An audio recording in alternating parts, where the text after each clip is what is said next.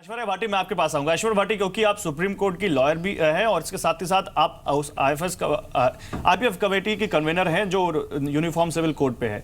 ऐश्वर्या भाटी, क्या आपको लगता है कि ट्रिपल तलाक का जो इलाहाबाद हाईकोर्ट का ऑब्जर्वेशन है वो कहीं ना कहीं मुस्लिम महिलाओं की आवाज को बल देता है? डेफिनेटली बहुत ज़्यादा बल देता है और एक बहुत ही वेलकम ऑब्जर्वेशन है। और एक बात मैं जरूर कोई भी और चीज़ बोलूँ उससे पहले बोलना चाहूँगी कि थैंक गॉड कोई सर्वे नहीं हुआ था सती प्रथा के अगेंस्ट में कानून लाने से पहले, डाउरी को इलीगल करके और उसके अगेंस्ट में कानून लाने से पहले, विधवा विवाह को के फेवर में कानून लाने से पहले और चाइल्ड मैरिज को बैन करने के इन सब चीज़ों के अगेंस्ट में। और काज़मी साहब ने जैसे आर्टिकल 25 की बात करी तो सही कह रहे हैं, वो आर्टिकल 25 से 28 तक जो हैं वो प्रोटेक्ट करते हैं और ये पार्ट 3 में है।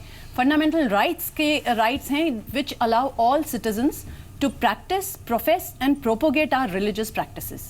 लेकिन आर्टिकल 25 की जो पहली लाइन है वो ये कहती है it is subject to other rights in this part, और वो अदर राइट्स हैं आर्टिकल 14, आर्टिकल 15 और आर्टिकल 21।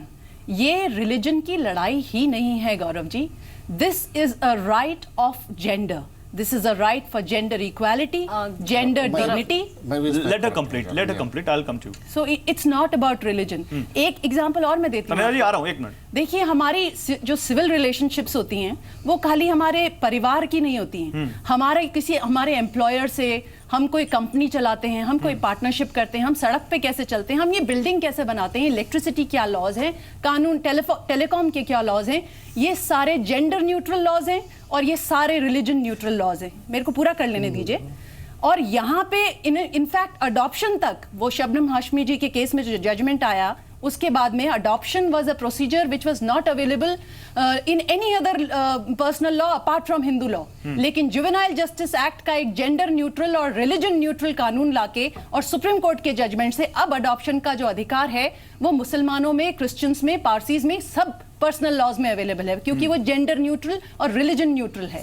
तो कॉन्स्टिट्यूशन के जो फंडामेंटल राइट्स रिलीजन न्यूट्रल और जेंडर न्यूट्रल हैं उनको आप किसी भी रिलीजियस क्लोक का सहारा लेके वो आप डिनाई नहीं कर सकते और रिफॉर्मेटिव व्यू रखना ही पड़ेगा। अब रिफॉर्मेटिव व्यू से आप you can not continue to allow this to become a tool for operation of ये सवाल लेते हैं। मैं रशीदी साहब से एक सवाल मैं सिर्फ इसी में जरा सा मैं इन्हीं से जानना चाहता हूं। 20 सेकंड में नहीं, आप उनसे सवाल मत पूछिए क्योंकि मैं रशीदी साहब के पास नहीं जा पाऊंगा। करेक्शन चाहता हूं सिर्फ जेंडर इक्वलिटी की जो आर्टिकल 14 की बात कर रही हैं आप, उसमें क्या आप ये बता सकते हैं कि जेंडर इक्वलिटी में जो 7 चीजें गिनाई गई, क्या उसमें रिलीजन आता है? सब चीज आती है, रिलीजन उसके अंदर नहीं आता। आर्टिकल 14 जेंडर इक्वलिटी में जो है रिलीजन नहीं आता सर, है। आप इसको करेक्ट एक लाइन का है। मैं चैलेंज करता हूं, नहीं आता है। मैं आपका चैलेंज स्वीकार करती हूं क्योंकि जेंडर जो आर्टिकल 14 है वो एक लाइन का आर्टिकल है और उसमें कोई भी चीज डिफाइंड नहीं है, उसमें इक्वालिटी का होलसम राइट है। नहीं, उसका जो रेगुलेशन है उसको जो डिफाइन किया गया है जहां पर भी है, मैं आपको कॉन्स्टिट्यूशन दिखा दूंगी। उसका फैसला जो जब भी आया उसमें रिलीजन 7 चीजों को शामिल किया गया, उसमें लॉजिंग, बोर्डिंग, फूडिंग वगैरह इक्वलिटी, वो सब चीजें नहीं, उसका रिलीजन शामिल ही नहीं है जेंडर इक्वलिटी। काश्मीर साहब सुनिए, आपने एक सर्वे की बात कही, उन्होंने एक अपनी व्याख्या की अपने हिसाब से उस आर्टिकल की। ठीक है, ये अपने अपने तर्क है। मैं रशीदी साहब का भी एक तर्क लूंगा। रशीदी साहब, क्योंकि आप भी इस्लाम को बहुत अच्छे तरीके से समझते हैं और आपके बगल में बैठे हैं काश्मीर साहब, वो कह रहे हैं कि सामाजिक बुराई है और हम इसको दूर करना चाहते हैं, तो क्या आप भी चाहते हैं कि हम चाहते हैं लेकिन कर नहीं पा रहे हैं? क्यों नहीं कर पा रहे हैं? देखिए, एक चीज मैं आपको बता देता हूं, ये बहुत समझने की जरूरत है। इसको बिला वजह का हवा बना दिया है ट्रिपल तलाक को। सबसे बड़ी बात यह है कि प्रैक्टिस क्या है। इस्लाम में 3 तलाक को माना गया है और है, यकीनी तौर पर है 3 तलाक, लेकिन उसकी प्रैक्टिस जो बताई गई है कि एक महीने के बाद वो 3 तलाक दी जाए और उससे पहले अपने रिश्तेदारों में, अपने जानने वालों में बैठकर उसका सोल्यूशन निकाला जाए। नहीं निकलता तो तलाक का प्रोसेस आता है। बहुत लंबी कहानी है इस पर, ठीक है, समझे नहीं? वो फॉलो करने की जरूरत है। सर, उसमें जब आप बताएंगे तो हलाला प्रथा के बारे में ही बताइए। नहीं, हलाला प्रथा बहुत अलग चीज है। हलाला प्रथा तो सुनिए, हलाला प्रथा तो बहुत बुरी, इतनी बुरी चीज है। हदीस में आता है, मोहम्मद साहब ने फरमाया कि हलाला करने वाले पर भी, कराने वाले पर अल्लाह की लानत है। लेकिन आपके नहीं, उसका नहीं होगा, लेकिन आपके मुद्दे से मत भटकिए, मुद्दे से मत भटकिए। करते हैं। मुद्दे से मत भटकिए, तलाक पर बात कीजिए। उनकी बात कंप्लीट हो मेरी जाने बात दीजिए, सुन उनकी लीजिए। बात कंप्लीट हो मुद्दे से मत भटकिए, तलाक पर बात कीजिए। ठीक है। तलाक का जहां तक सवाल है, तलाक है और रहेगा, इसको टेक्स्ट वाइज नहीं हटाया जा सकता कुरान से। ठीक है। लेकिन उसकी जो प्रैक्टिस है, उस प्रैक्टिस को मुसलमानों के अंदर जागरूकता लाई जा सकती है कि भाई ये जो 3 तलाक एक साथ आप देते हैं, चूंकि अल्लाह की नजर में भी ये अच्छा नहीं है, मोहम्मद साहब की नजर में भी अच्छा नहीं है, आप ऐसा मत करो। दूसरी बात, इसमें पर्सनल लॉ बोर्ड या इसमें मुस्लिम पर्सनल लॉ कहां से मुजरिम ठहराया जा सकता है? एक मुसलमान शराब पीता है, इस्लाम में शराब हराम है। एक मुसलमान जिना करता है, इस्लाम में शराब जिना जो है हराम है। एक मुसलमान चोरी करता है, इस्लाम में चोरी जो है हराम है, लेकिन फिर भी कर रहे हैं लोग। तो इसमें मुस्लिम पर्सनल लॉ या मुस्लिम पर्सनल लॉ बोर्ड इसमें क्या कर सकता है? ये तो हिंदुस्तानी कानून के हिसाब से, मैं ये बहुत बड़ी बात कह देना चाहता हूँ। बीजेपी के प्रवक्ता यहाँ बैठे हुए हैं, उनसे भी कहना चाहता हूँ, आप कॉमन सिविल कोड की बात करते हैं, आइए हम और आप एक प्लेटफॉर्म पर बैठते हैं, कॉमन सिविल कोड लाइए, चोरी खत्म करना चाहते हैं, इस्लाम का कानून लाइए, हाथ काटने का प्रावधान दीजिए, जिना करने की शरिया लागू कर दें सर, आप ये कह जिना की प्रथा को खत्म कीजिए। उसको नहीं, आपने आप क्या कह रहे हैं? आपने फिर कहा इस्लाम के अंदर लाइए कॉमन सिविल, देखिए इस्लाम की सिविल कोड लाइए ना, मौलाना मुस्लिम सिविल कोड लाइए। देखिए मौलाना साहब, मैं आपको एक पढ़ा लिखा इंटेलेक्ट समझता हूं। आपके लिए इस्लाम बहुत ऊपर है, हिंदुओं के लिए हिंदू बहुत ऊपर है, क्रिश्चियन के लिए क्रिश्चियनिटी बहुत ऊपर है, और सबके लिए सारा धर्म बराबर। सर मेरी बात सुन लीजिए, मैंने आपको नहीं टोका। चाहते रेप बंद हो जाए? सर मैंने आपको नहीं टोका, चोरी बंद हो जाए? सर मैंने आपको नहीं टोका, मैं भी आपसे सवाल पूछ रहा हूं, आप मेरे सवालों का जवाब नहीं दे रहे। तो आप क्या चाहते हैं कि शरिया से ही रेप रुकेगा? तो चोरी बंद हो जाएगी। अच्छा, तो आप दीजिए ना, आप ये चाहते हैं कि शरिया से ही जो रेप अच्छी रुकेगा, बात है शरिया से ही सारी चीजें शरिया की बात नहीं है। नहीं, आप कह रहे हैं शरिया में ये हाथ काटना, नहीं, कॉमन सिविल कोड क्यों लाना चाहते हैं? कॉमन सिविल कोड क्यों लाना चाहते हैं? नहीं, मैं कॉमन सिविल कोड तक गया नहीं सर, मैं कॉमन सिविल कोड तक गया नहीं। बराबरी कैसे हो सकती है? सर मैं कॉमन सिविल कोड का भी सवाल आपसे पूछूंगा। सर मेरा सवाल सुनिए, आप मुझे सिर्फ बता दीजिए, एक एक करके बात करते हैं, मैं आपको जवाब दूंगा। ऊपर वाले ने औरत को औरत बनाया है, मर्द को मर्द बनाया है, हाँ। बराबर कैसे हो सकते हैं? बहुत सही, आप आ गए मुद्दे पर। ये कुदरत के कानून में हेरफेर करना चाहते हैं आप जेंडर इक्वालिटी पे आ गए, मतलब आप औरतों को मर्द से नीचे समझते हैं। कैसे बना सकते हैं आप? सर नहीं बना सकते। ऊपर वाले ने क्या कहा है कि मर्द ऊपर नहीं, ऊपर वाले ने बनाया तो ऊपर वाले ने कहा कि मर्द के पास ज्यादा अधिकार है, औरत के पास अधिकार नहीं है। ऐसा नहीं है। हाँ, औरत आप कह रहे हैं, औरत के सर पास आपने क्या बात कर दी? आपको और ज्यादा अधिकार दिए।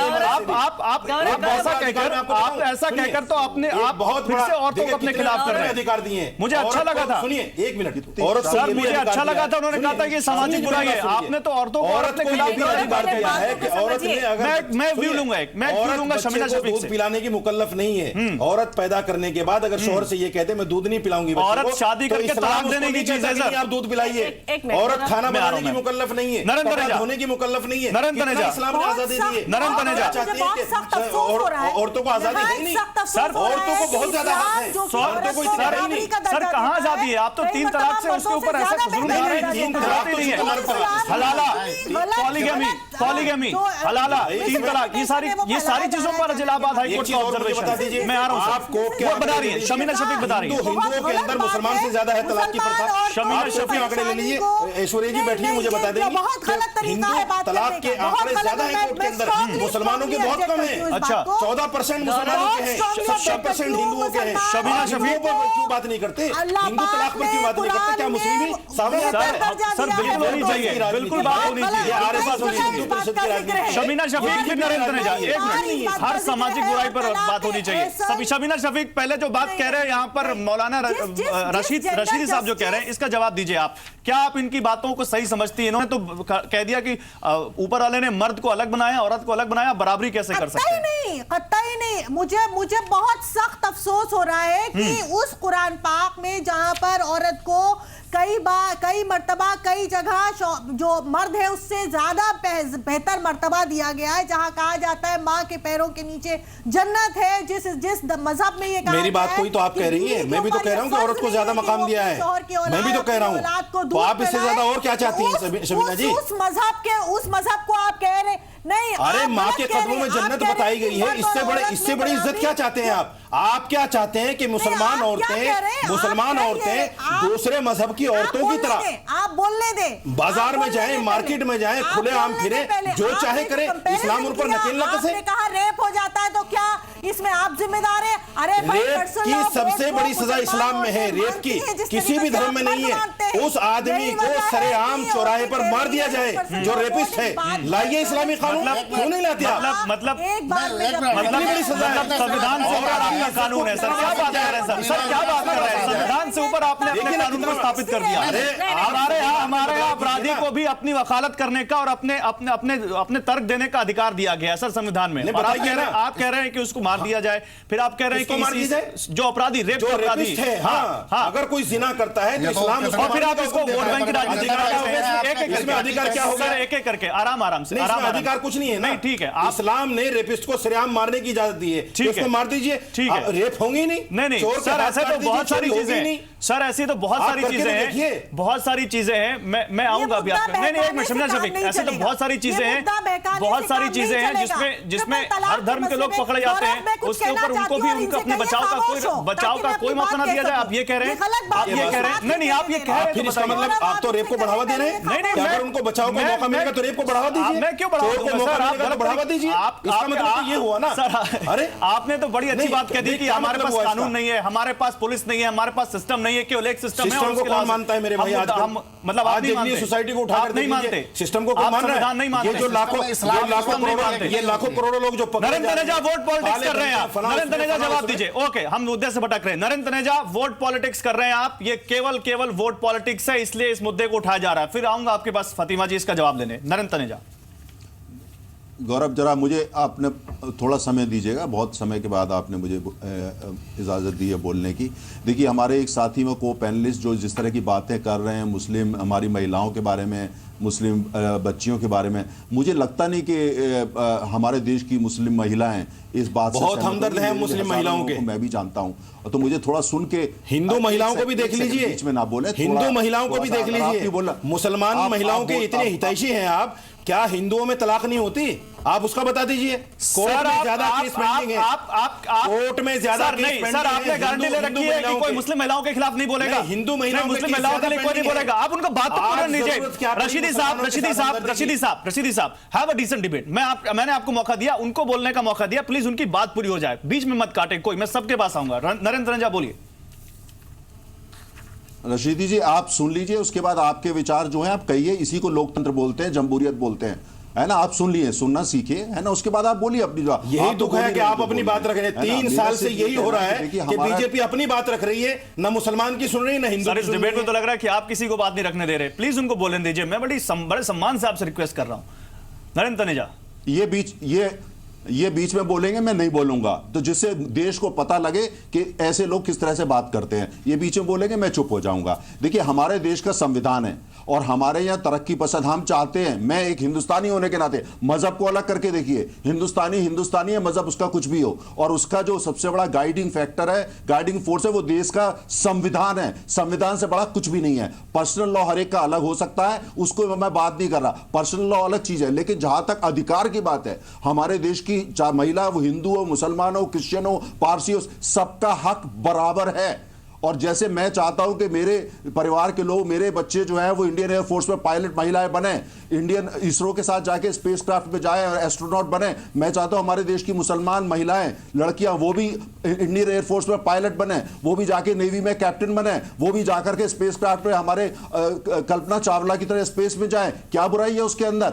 इसलिए कि आपके कुछ विचार है, आप सारी महिलाओं को रोकना चाहते हैं। आप इस्लाम को पढ़ लीजिए, फिर जानेंगे आपके ईरान में क्या वो मुसलमान को जाना चाहिए कि नहीं जाना चाहिए, अल्जीरिया में क्या वो मुस्लिम नहीं है। इस्लाम को पढ़िए आप पहले। लेट मी कंप्लीट, उसके बाद आप जरूर आपने बोलिए, उसके बाद जो भी आप। इन्होंने बड़ा आरोप लगा दिया कि आप वोट बैंक की राजनीति कर रहे हैं। नरेंद्र तनेजा इसका जवाब दे नहीं पाएंगे ना वो। नरेंद्र तनेजा, इन्होंने बड़ा आरोप लगा दिया कि ये बिल्कुल सही है, केवल आप बीजेपी या जो दल है दूसरे जो इसके खिलाफ है, जो लोग इसके खिलाफ हैं, वोट बैंक की राजनीति कर रहे हैं। जवाब दीजिए। देखिए, ऐसा है, वो हमारे देश की महिलाएं, उनका मजहब कुछ भी है, जिसमें मुस्लिम महिलाएं भी जानती हैं, वो उनको पता है कि ये वोट बैंक की राजनीति नहीं है। ये है सिर्फ देश के अंदर जो महिलाएं, मजहब कुछ भी हो, उनका समान अधिकार जो संविधान उनको देता है। जो इसके खिलाफ होता है वो संविधान के खिलाफ बोल रहा है। संविधान के खिलाफ बोलना हमारे देश में उसकी इजाजत नहीं है, चाहे आपका मजहब कुछ ही हो। वोट बैंक की पॉलिटिक्स वो लोग करते हैं जिन्होंने करी थी पॉलिटिक्स, जिसकी वजह से हालात पैदा हुए हैं। हम वोट बैंक की पॉलिटिक्स नहीं कर रहे। रहे, हम यूनिफॉर्म सिविल कोड की बात नहीं कर रहे, हम संविधान में जो महिलाओं का अधिकार है सब उसकी बात कर रहे हैं। और महिलाओं का हक किसी भी धर्म की हो, और उसमें मुस्लिम महिलाएं शामिल है, बराबर कहा क्या, कोई भी व्यक्ति किसी भी मजहब का हो, किसी जवाब लेता हूं। अच्छा, आप एक काम कर लीजिए, आप एक काम कर लीजिए, पार्लियामेंट में इस कानून को ले आइए। अगर आप में हिम्मत है तो पार्लियामेंट में इस कानून को ले आइए। जो आप कानून के अंदर तब्दीली कर दीजिए, पार्लियामेंट में ले आइए अगर हिम्मत है आपके अंदर। मैं चैलेंज करता हूं आपको, मैं आपको चैलेंज करता हूं, कांग्रेस तो नहीं कर पाई, आप ले आइए कॉमन सिविल कोड के लिए कानून। संविधान आप कॉमन सिविल कोड के लिए कानून ले आइए। मैं आपको चैलेंज करता हूं, अगर बीजेपी में हिम्मत है तो पार्लियामेंट में कानून ले आए। हिंदुस्तान की महिलाएं आप ले आइए ना, नहीं 3 तलाक के ऊपर ही कानून ले आइए आप पार्लियामेंट में। मैं आपको चैलेंज करता हूं इस बात के लिए, बीजेपी में हिम्मत है तो ले आए। आप पाषाण युग में रहने वाले लोग हैं। अरे मैं कांग्रेस का एक्सपीरियंस लेता हूं, कांग्रेस में हिम्मत नहीं थी, नहीं है।